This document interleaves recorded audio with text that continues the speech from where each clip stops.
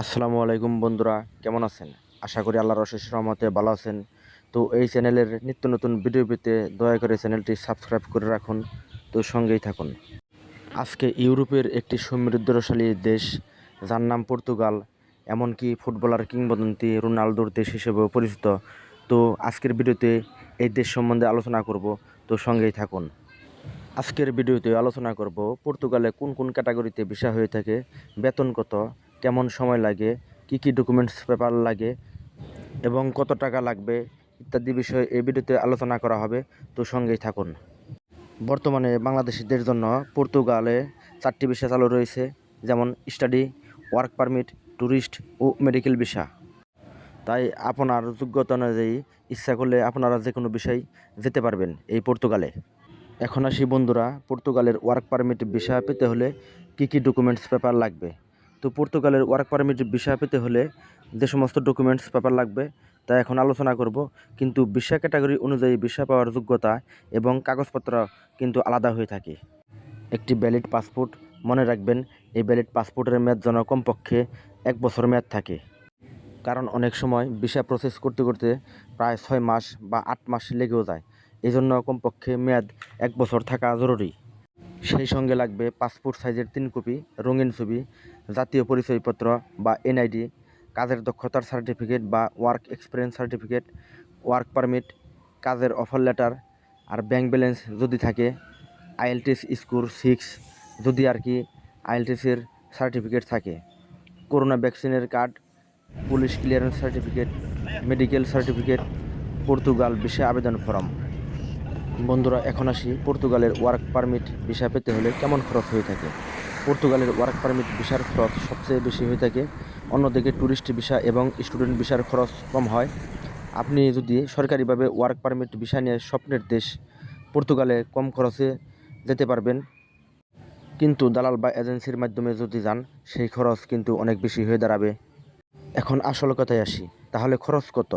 বর্তমানে বাংলাদেশ থেকে পর্তুগালে কাজের ভিসা নিয়ে যেতে আনুমানিক প্রায় 12 থেকে 16 লক্ষ টাকা লাগে। তবে কেউ যদি দালালের মাধ্যমে যায় তাহলে খরচ আরও বাড়তে পারে।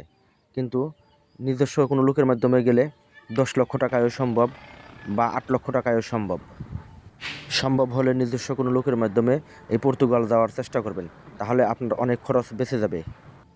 এখন আসি বন্ধুরা, পর্তুগালে কোন কোন কাজের চাহিদা বেশি, যেমন রিসেপশনিস্ট, ওয়েটার, ক্লিনার, গার্মেন্টস শ্রমিক, ডেলিভারি ম্যান, ড্রাইভার, কনস্ট্রাকশন শ্রমিক, ইলেকট্রিশিয়ান, প্লাম্বার, শেফ এবং কৃষিকাজ। তাই আপনারা ইচ্ছা করলে বাংলাদেশের কোনো ট্রেনিং সেন্টার থেকে কোনো একটি কাজ শিখে যেতে পারেন এই পর্তুগালে। এছাড়াও রয়েছে পর্তুগালে চাহিদা সম্পন্ন আরও কাজ, যেমন নার্স, সফটওয়্যার ডেভেলপার, ইঞ্জিনিয়ার, শিক্ষক, পর্যটনকর্মী, হিসাবরক্ষক ও অডিটর, বিপণন বিশেষজ্ঞ, আইনজীবী, ডেটা বিশ্লেষক, কনস্ট্রাকশন শ্রমিক। নিশ্চয় বন্ধুরা, আপনাদের এখন শুনতে ইচ্ছে করতেছে তাহলে পর্তুগালের বেতন কত। তো এখন আসি পর্তুগালের বেতন কেমন হয়ে থাকে। তো পর্তুগালের বিভিন্ন কাজের ক্যাটাগরি অনুযায়ী বিভিন্ন ধরনের বেতন হয়ে থাকে। একটা জিনিস লক্ষ্য রাখবেন বন্ধুরা, পর্তুগালে কাজের ভিসার বেতন, যেমন কৃষি ভিসা, এখানে কিন্তু কৃষি ভিসায় সাধারণত বেতন কম হয়ে থাকে, তবুও কিন্তু বেতন সর্বনিম্ন 1 লক্ষ টাকা পাবেন এই পর্তুগালে। তবে একটা জিনিস সবসময় আপনারা মনে রাখবেন, কাজের দক্ষতা অনুযায়ী এবং বিভিন্ন ক্যাটাগরি অনুযায়ী বেতন বিভিন্ন রকম হয়ে থাকে, কিন্তু সর্বনিম্ন বেতন 1 লক্ষ টাকা পাবেন এটা আশা করি আমি। তাহলে বন্ধুরা, এখন আসি, পর্তুগাল কি সেনজেনভুক্ত দেশ? হ্যাঁ, অবশ্যই পর্তুগাল একটি সেনজেনভুক্ত এবং সমৃদ্ধিশালী দেশ। তাহলে বন্ধুরা, এখন আসি, পর্তুগাল যদি আপনি যেতে পারেন তাহলে সেনজেনের কী কী সুযোগ সুবিধা পাবেন। আপনি কিন্তু ইচ্ছা করলে এক বিষয়ে 27টা দেশ ভ্রমণ করতে পারবেন। বর্ডার ক্রস করার সময় থাকবে না কোনো ঝামেলা এবং কাজের সুযোগ। এই ভিসা দিয়ে আপনি সেনজেনভুক্ত যে কোনো দেশে কাজ করতে পারবেন ইচ্ছা করলেই। এই সেনজেন ভিসা থাকলে আপনি সেনজেনভুক্ত এলাকার যে কোনো দেশে স্থায়ীভাবে বসবাসের জন্য আবেদন করতে পারবেন। সেনজেন ভিসা থাকলে আপনি সেনজেন এলাকার যে কোনো দেশে পড়াশোনা করতে পারবেন। এই সেনজেন ভিসা থাকলে আপনি সেনজেনভুক্ত যে কোনো দেশে জরুরি স্বাস্থ্যসেবা পাবেন। এখন আসি বন্ধুরা, পর্তুগালের নাগরিকত্ব কিভাবে সহজ উপায়ে পাওয়া যায়।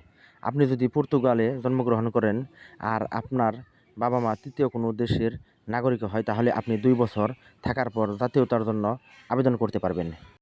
কোনো লোক যদি একাধারে 5 বছর পর্তুগালে স্টে করে এবং কোনো অপরাধের সঙ্গে না জড়ায়, এছাড়াও যদি পর্তুগালের ভাষা সে ভালোভাবে পারে, তাহলে সে আবেদন করতে পারবে এই নাগরিকত্বের জন্য।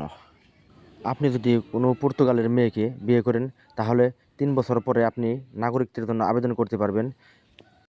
এছাড়া পর্তুগালের কোনো নাগরিক যদি বাংলাদেশের কোনো লোক দত্তক নেয়, সেও 3 বছর থাকার পর ওই দেশের নাগরিকত্বের জন্য আবেদন করতে পারবে। যদি কেউ পর্তুগালে জন্মগ্রহণ করে এবং অবৈধভাবে 10 বছর থাকে, তাহলে সে পর্তুগালের নাগরিকত্বের জন্য আবেদন করতে পারবে। এমনকি যদি আপনি ইউরোপীয় ইউনিয়নভুক্ত কোনো দেশের নাগরিক বিয়ে করেন, তাহলে পর্তুগালে 5 বছর থাকার পরও ইচ্ছে করলে আপনি নাগরিকত্বের জন্য আবেদন করতে পারবেন। তাহলে বন্ধুরা, ভিডিওটি আজ এই পর্যন্তই। তবে কোন কোন বিষয়ে আপনারা ভিডিও পেতে চান কমেন্ট করে জানাবেন। তো বন্ধুরা, সঙ্গেই থাকবেন, ভালো থাকবেন। আল্লাহ হাফেজ।